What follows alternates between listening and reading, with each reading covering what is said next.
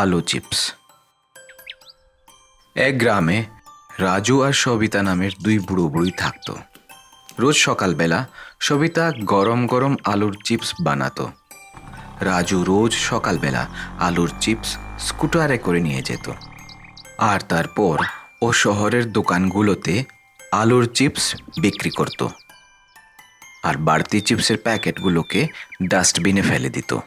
বাজারে যেতে হলে ওকে এক পুলিশ চেকপোস্ট হয়ে যেতে হতো। সেই চেকপোস্টের কনস্টেবল ভগবান দাস ছিল খুবই লোভী।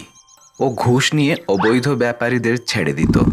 কেউ যদি কিছু খাবার জিনিস নিয়ে যেত, তাহলে ও ভয় দেখিয়ে সেগুলো নিয়ে নিত আর বসে বসে খেত। কিন্তু চেকপোস্টের চিফ রিয়াজকে এ কথা ও জানতে দিত না। রোজকারের মতো রাজু চিপসের প্যাকেট নিয়ে চেকপোস্টের দিকে যায়। আজও ওভারলোড নিয়ে যাচ্ছ, তোমাকে ফাইন দিতে হবে। আলু চিপসের আবার কিসের ওভারলোড? এর তো কোনো ওজনই নেই। তুমি রোজ এরকম কেন করো ভাই? আর কত চিপসের প্যাকেট চাই তোমার? ঠিক আছে, তুমি বুড়ো মানুষ তাই ছেড়ে দিচ্ছি। এত কিছু বলার পরও ও 4-5টে চিপসের প্যাকেট হাতিয়ে নেয়। রাজু আর সবিতার এক ছেলে ছিল পিন্টু। পিন্টু সারাদিন বন্ধুদের সাথে ঘোরাঘুরি করত, সিনেমা দেখত আর মিথ্যে কথা বলে টাকাও নিত।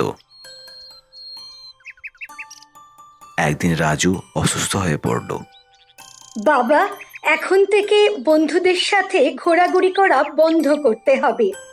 এখন থেকে তোকেই দোকানে গিয়ে চিপস বিক্রি করতে হবে। কাজ না করলে উপোস করে মরতে হবে। একথা শুনে পিন্টু ভয় পেয়ে মার কথা মেনে নিল।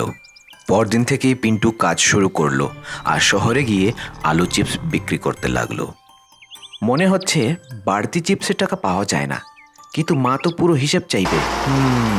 বাড়তি চিপসের প্যাকেটগুলোকে বাস স্ট্যান্ডে বিক্রি করে কিছু এক্সট্রা টাকা উপার্জন করা যাবে। পিন্টু বাস স্ট্যান্ডে গিয়ে বাড়তি চিপসের প্যাকেটগুলোকে বিক্রি করে দেয়, আর বাস স্ট্যান্ডের রোজগার করা টাকাগুলো নিজের কাছেই রেখে দেয়। বাবা, তোর হাত খরচের জন্য কি কিছু টাকা চাই? পিন্টু মানা করে দেয়, কিন্তু ওর মার ওর ওপর সন্দেহ হয়।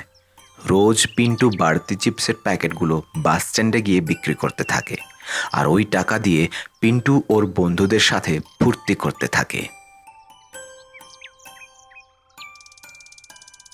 কিছু তো গড়বড় আছে।